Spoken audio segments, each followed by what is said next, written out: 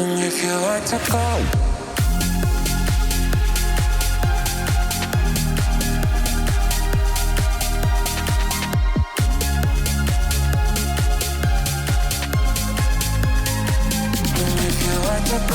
Alright, this is a breakdown of how I made my upcoming song Fast, and it's going to be coming out sometime in the next couple of months, and so I just wanted to do a little promo for it while also explaining how I created the track and just showing off some of the elements of it.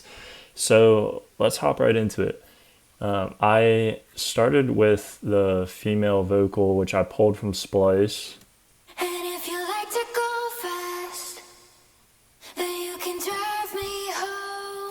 And so I thought it would be important to build the synth around it first. And I use multiple synths throughout the track, but I started with a very soft one. It's very melancholy, very spacious. It's almost like a pad. And then in the second part of the intro, I start to make it a little more aggressive with its movement, adding in a tremolator and removing some of the high or low pass filter. So for those of you that don't know, this is a equalizer, and we can manipulate the frequencies of particular sounds. So this one in particular, we can see a lot of the frequencies are in this 300 to 1000 range, but if I were to take this and cut it, it would remove those frequencies. Okay, so let me put that back to where it was. And so yeah, I just reveal a little more frequencies here, and then we can get into the bass, which I spent a lot of time trying to get this bass right in Omnisphere. It ended up sounding really good. It's very punchy, a very saturated, sort of untraditional style bass. And you can maybe hear sort of clicking sound in it. It's almost like a drone or a click, and this was intentional because I wanted, again, the song is called Fast, so I wanted the tempo to feel like things were in a hurry, no matter at what part of the song when the bass is present. And then lastly, I use a sort of electric synth here, more of a driver, and this is for the pre-chorus just to have some punch to it, so I'll play it in the mix by itself in the mix.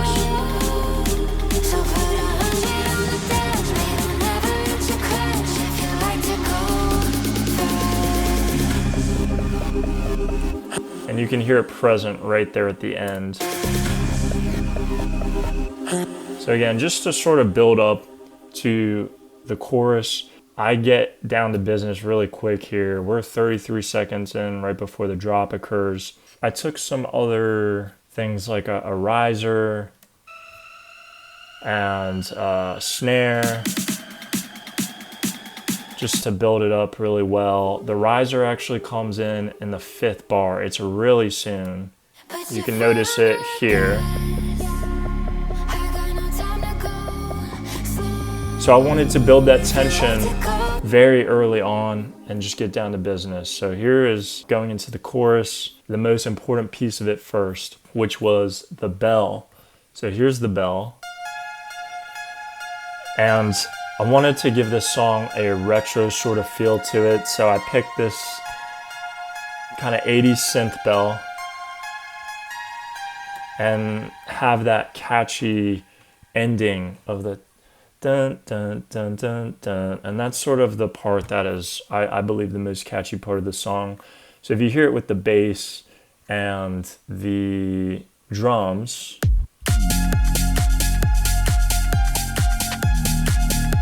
you can tell as we get towards the end, that part is by far the catchiest part, the driver of the chorus. And so here's the chorus by itself. I'll show you what it sounds like from the drop going into the chorus. And if you like to go.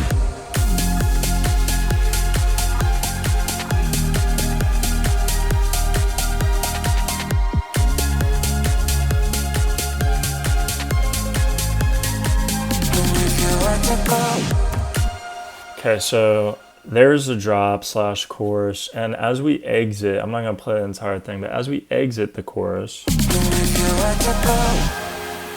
instead of just having a second verse, I figured I'd be a little untraditional with this approach and give it this orchestral piece.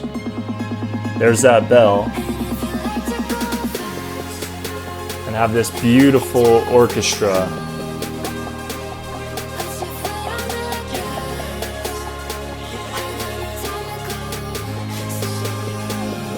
So a couple things with this second verse. There is a different sort of snare here. So I'll play the two different snares. So we hear just the build-up one, but then it comes into this one, which is a lot more in your face and dry.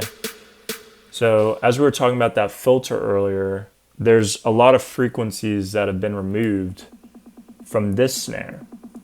But as the tension grows, it's very common in this house music to allow those frequencies to come back and then bring in a different snare that's just right there in your face. So here's the end of that snare transitioning into the new one.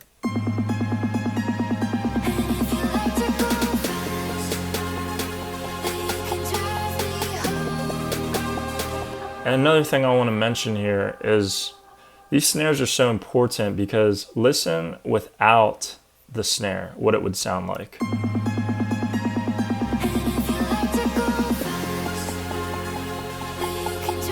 It's just it sounds almost like it might as well be an outro. Here's it with the snare. Here's it without.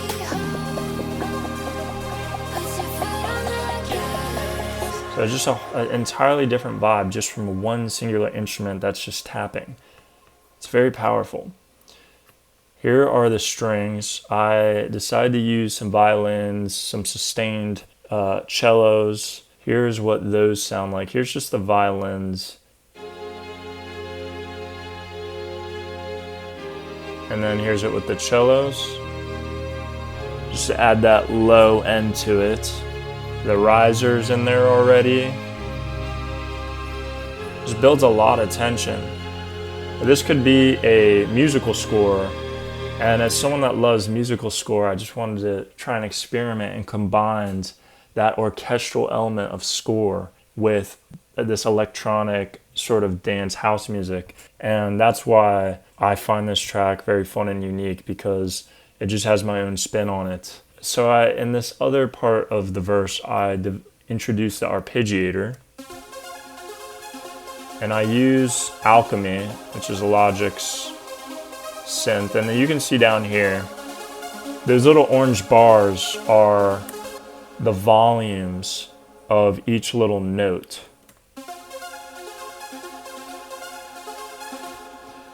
With this arpeggiator, I just felt it gave it a different sort of feel. Here's it with the bass.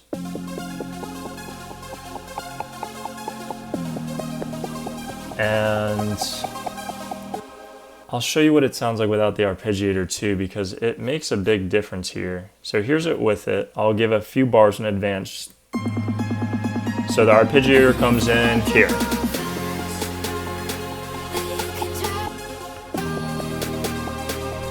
Now here's it without the arpeggiator. Very bland, very one-dimensional. Here's it with. So it just feels like there's a lot going on in the background. And that's what I love about arpeggiators, is they give this whole sense of another realm that's occurring, while the other stuff like the vocal and the snare and the strings are more in the front. Then I bring that electro driver back in here. Just start the build up again. And then this time around before the drop, I introduce a new instrument. I had fun making this one. It's like a shaker. It just has this other unique sound to it there that doesn't make it quite a shaker. But I introduced that right as the drop is occurring. I'll show you. you want to go.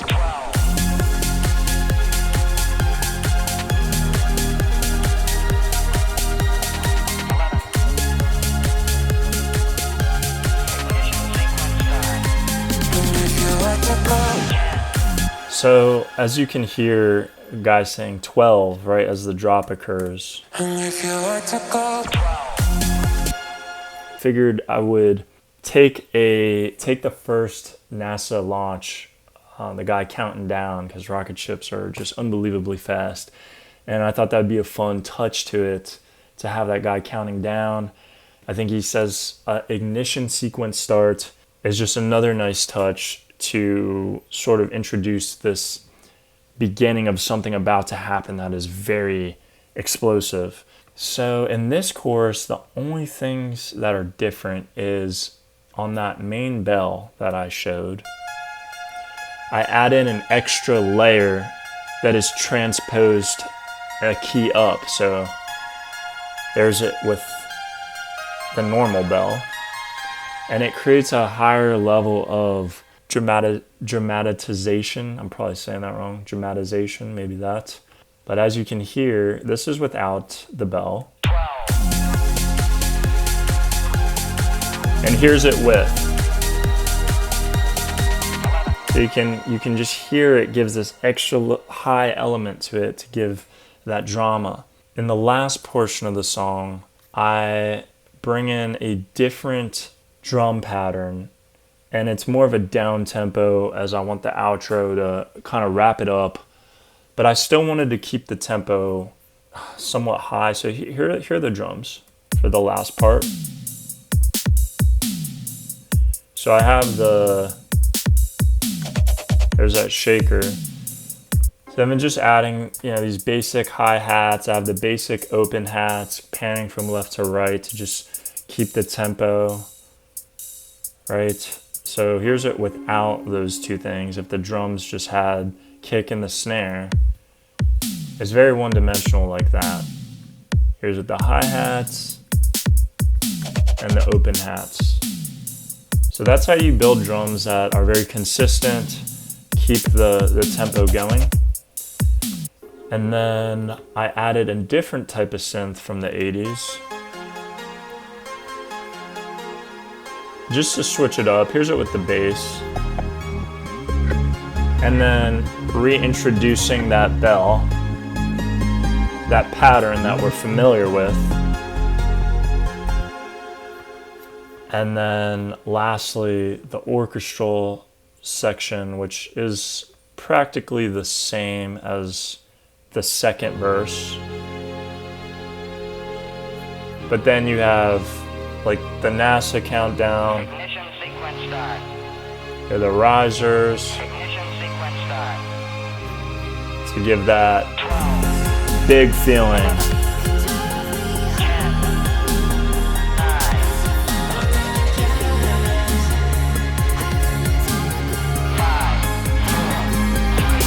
2,